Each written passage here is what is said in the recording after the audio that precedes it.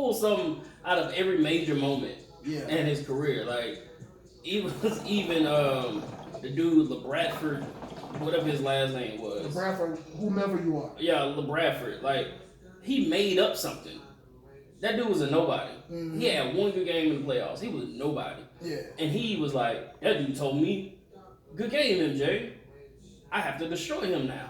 Like, what? They can't even give you a compliment. Right. He's like, oh, okay. Right. Like, it's like, man, like for him as an individual, he knew what he needed to push himself and then in turn use that to push others. Yeah.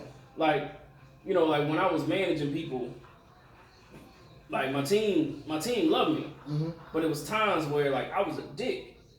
And they'd be like, dog, I can't believe like you being a dick. I'm like, I'm just being a dick with a purpose. Like I have to be a dick right now because if not, you're not gonna do what I need you to do. So let me go ahead and be hard on you, have you mad at me, but after you mad at me, like we still cool. And I think that was his mentality. Like, look, I have to be a dick in order to push you to that next level. Right. Without it, you're just gonna continue to be mediocre. I know, like with me, man, and like I always equate a lot of things that I do, or a lot of like my examples, or a lot of everything in my life. I equate it back to the military. Like I only did 9 years in the military, but like that 9 years that I was in the military, it taught me a lot.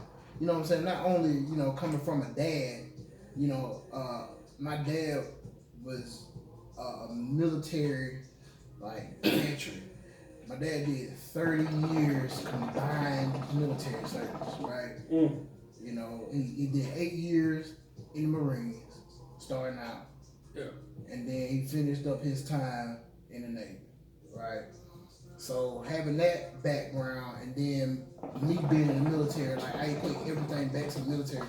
And when I joined it as an enlisted E3, private first class.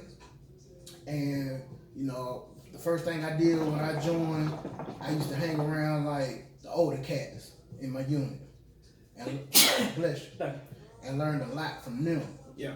And then, when I commissioned and I became an officer, because they always said the best officers are the ones that have prior service, that know that side of being enlisted, and also know how to turn that charm on the officer side. Yeah. So I bought in both of those worlds combined, and that made me the officer that I was. Yeah. And man, I remember like one of my last, close to one of my last assignments when I was stationed 2 years in Fort Hood. I was a company executive officer, and my commander, he told me what he expected up out of me, and I told my soldiers up under me what I expected up out of them, and sometimes I had to be that asshole, but most of the time it was just relationships. Like, hey, big Sarge, I need this by so and so time. You give me this, I'm not gonna be on your back. Right. But if I gotta hunt you down and get what I need to put my stuff together, then we're gonna have issues. It's a problem. Right. And even to this day, man, like one of my civilians that worked with me, I call her Mama Crump. And she always posting like memories on Facebook, and she always say like, you one of the best bosses that I ever had, and that type of thing right there, man.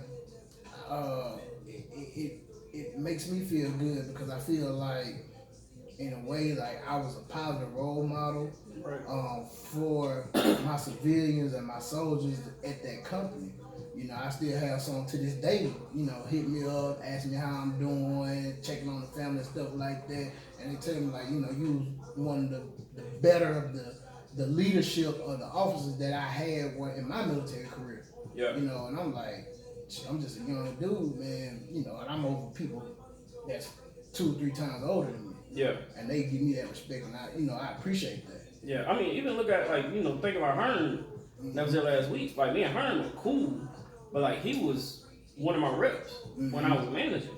I ain't gonna lie, I was hard as hell on Hearn. Mainly because because that's the type of he needed that, and he'll admit like he doesn't respond well to somebody just kind of like petting him and being like, okay, Herman, do this. He needs somebody to be like, hey, dog, you need to get your shit together. You know what I'm saying? And like because of that, even when we both he transitioned out of Verizon and I went to another role, we still cool to this day because he's like, I appreciate what you did for me, and I was able to carry that on throughout his career now in fitness. Yeah. He say y'all cool now until you get your ass working out. Hey, Take dog. that out on your ass. I ain't gonna lie, I seen dog. that video, boy, with you with that medicine ball. Woo! I'm so not sore, so. Yeah, he I'm took it out on your ass. He right like, now. Yeah, you remember all them days you Yeah, was on my ass at the office. And it's bad when he was like, he show up and be like, man, we gonna have fun today. I'm like, Yo, definition of fun and mine, they don't equate. That's not, I'm not feeling too good about it. And then the result was me damn near passing out after the workout and having to sit in my car for a minute to gather myself. That's pretty much what fun was. So, man, I want to ask you, man, what did you look for in a role model? Man, one that was, I wanted somebody that was human. And when I say that, it's somebody that hasn't had, I didn't need somebody that just had the easy street all the way through. Mm-hmm. I needed somebody that had to go through some stuff.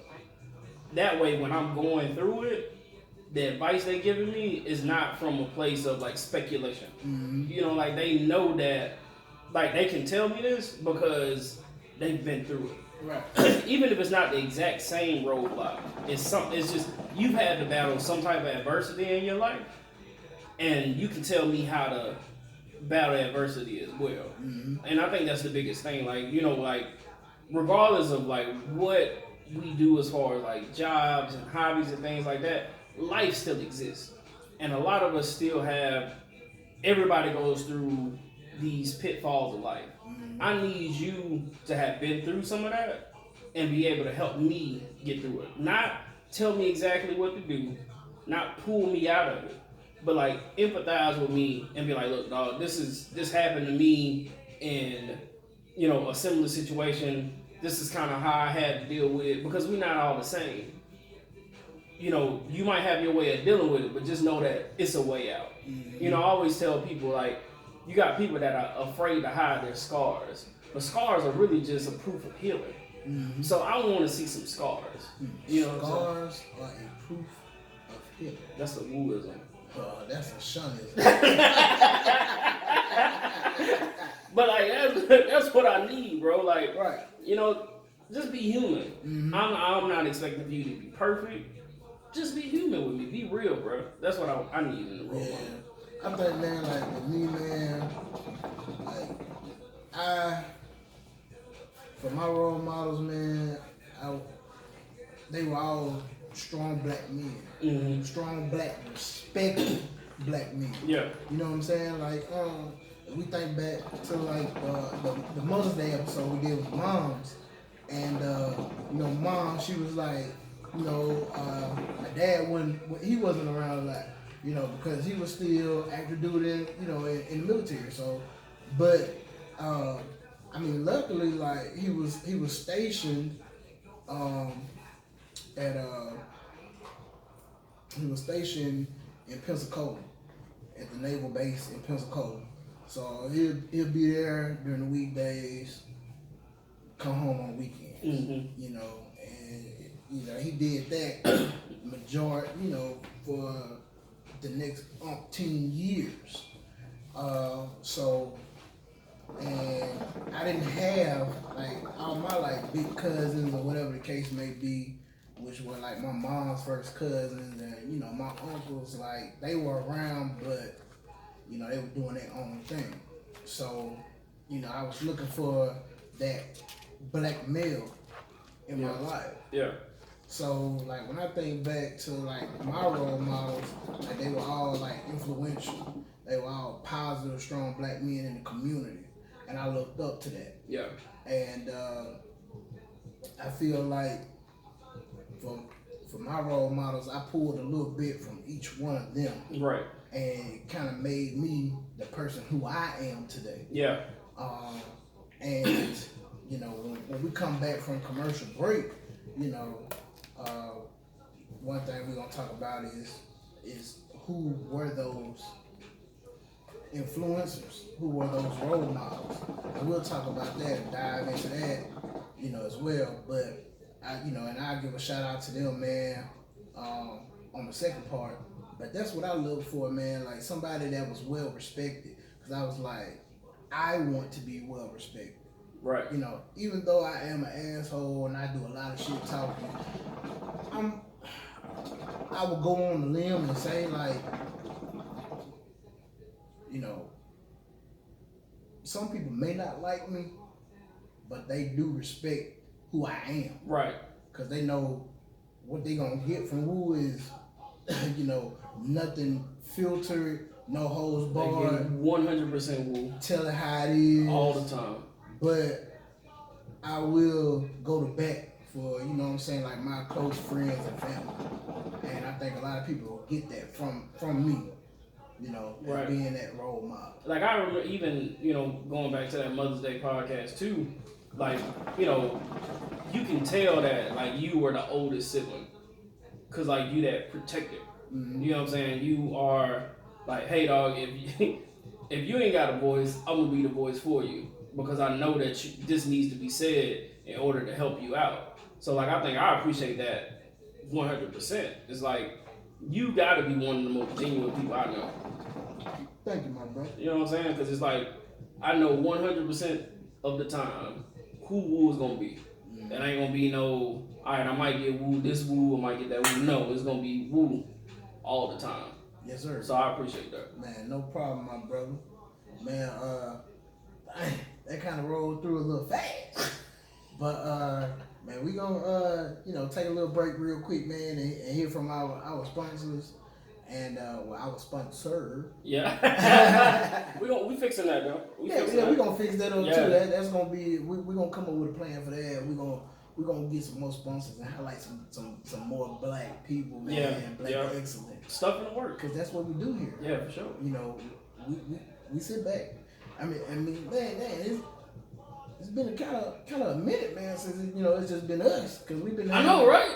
We've been having a lot of people on, and man, kudos to everybody that's been reaching out and want to be a part of what we're doing. Right. You know, that just goes to show, like we're not paying people to fuck around with us. We sure ain't paying them.